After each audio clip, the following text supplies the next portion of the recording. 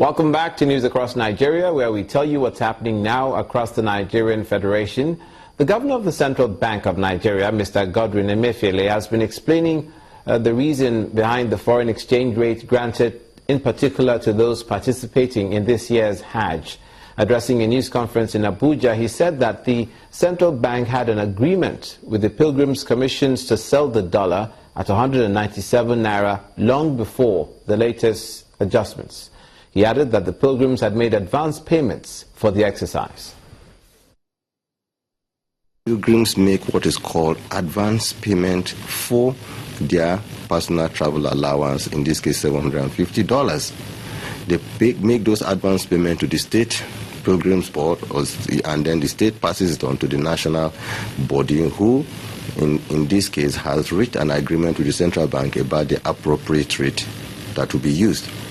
Now, for 2015, it's important for me to go back to say in 2015, when the exchange rate or market rate at that time was 197, the Pilgrims Commission, I repeat here, Christians and Muslims, actually came to the Central Bank of Nigeria and agreed at 160 naira to the dollar, even when the market was 197. That was an agreement, and it was a contract that was reached between the Central Bank and the Pilgrims Commission.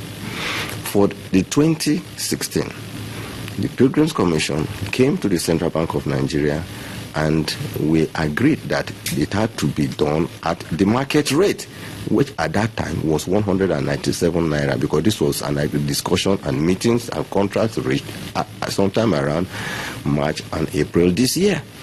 At that time, the market rate was 197.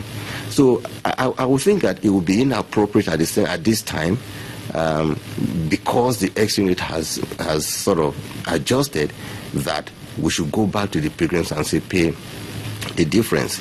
The Central Bank of Nigeria is we are in business, and we must respect our contracts. We must respect contracts as business people. That is the situation. It could have been, unfortunately, the other way. What if adjustment had been at lower than 197? We will not have also gone back in the same direction.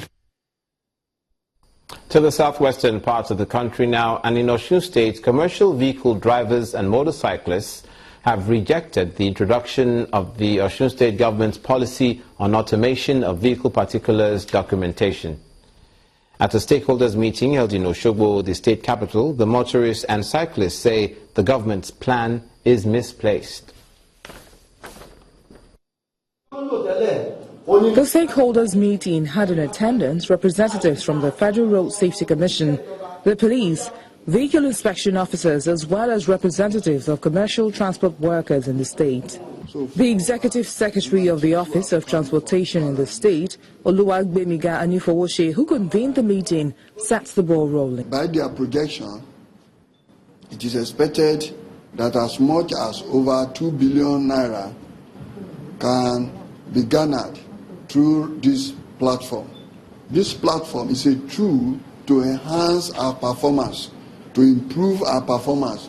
And one of the improvements is that better revenue will come into the state of Osun. And for the populace, the motorists, the performance will also be better. Maybe something that takes some days will now take some hours. His position is further strengthened by the project's manager, who says the innovation will help eliminate crime and the sale of vehicle documents in the state by touts. Government is now going to be issuing a certification for every sale of every vehicle within the state. And without this certification, a car cannot be sold. This certification is going to reduce the theft, the sale of stolen vehicles, and it's going to help police be able to trace and apprehend perpetrators of crime. As laudable as this might seem, the representatives of the transport union appear not to be in agreement with it. This meeting is not really it's not really for us.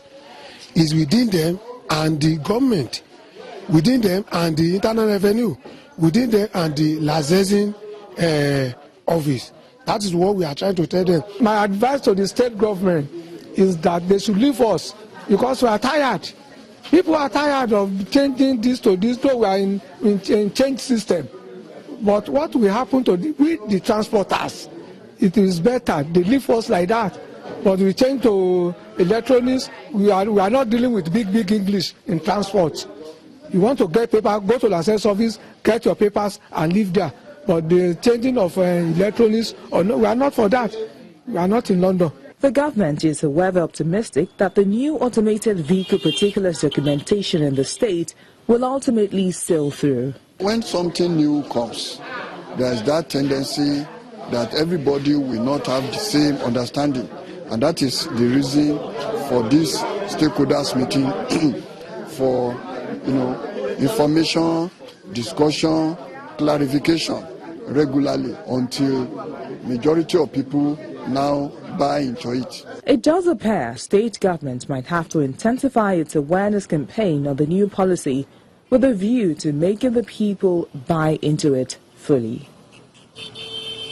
Therefore, in the southwest, where we leave it for this edition of News Across Nigeria, where we tell you what's happening across the Nigerian Federation. I'm Olumide Macaulay. On behalf of all of us here, thanks for watching.